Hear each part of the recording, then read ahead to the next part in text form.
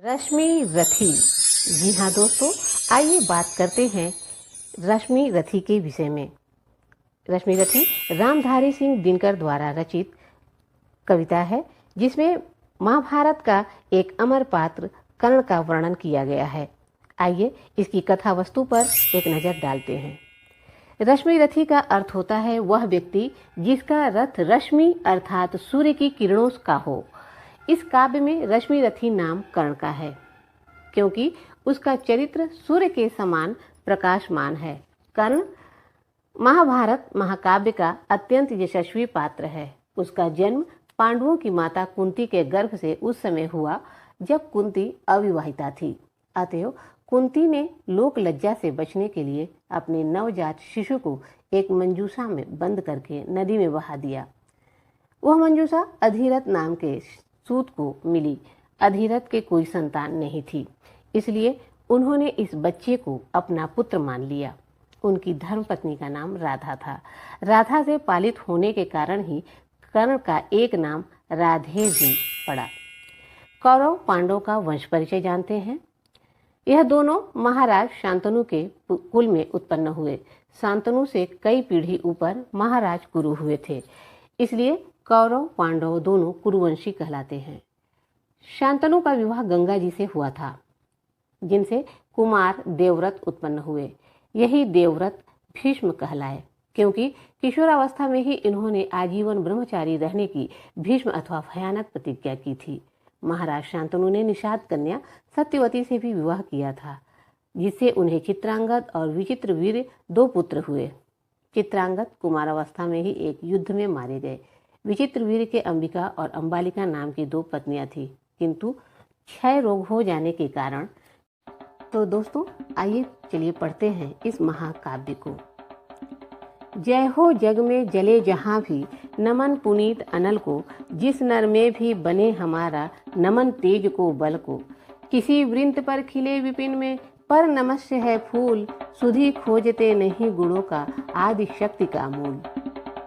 ऊंच नीच का भेद न माने, वही श्रेष्ठ ज्ञानी है। दया धर्म जिसमें हो सबसे, वही पूज्य प्राणी है। क्षत्रिय वही भरी हो जिसमें निर्भयता की आग, सबसे श्रेष्ठ वही ब्राह्मण है, हो जिसमें तप त्याग।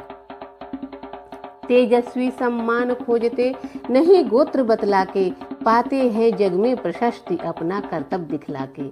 हीन मूल की ओर देख जग, गलत कहे या ठीक, वीर खींच कर ही रहते हैं इतिहासों में लीक।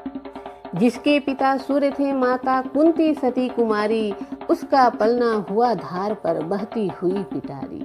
सूत वंश में पला चखा भी नहीं जननी का क्षीर, निकला कर्ण सभी युवकों में तब भी अद्भुत वीर। तन से समर शूर, मन से भावुक, स्वभाव से दानी। जाति गोत्र का नहीं, शील का पौरुष का अभिमानी। ज्ञान ध्यान शस्त्रास्त्र शास्त्र का कर सम्यक अभ्यास, अपने गुण का किया कर्ण ने आप स्वयं सुविकास। तो दोस्तों आइए चलिए पढ़ते हैं इस महाकाव्य को। जय हो जग में जले जहां भी, नमन पुनीत अनल को। जिस नर में भी बने हमारा, नमन तेज को बल को। किसी वृंत पर खिले विपिन में, पर नमस्य है फूल। सुधि खोजते नहीं गुणों का, आदि शक्ति का मूल। ऊंच नीच का भेद न माने, वही श्रेष्ठ ज्ञानी है। दया धर्म जिसमें हो सबसे, वही पूज्य प्राणी है।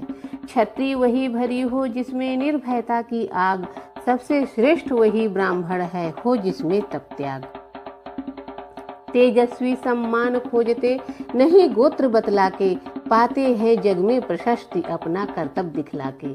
हीन मूल की ओर देख जग, गलत कहे या ठीक, वीर खींच कर ही रहते हैं इतिहासों में लीक।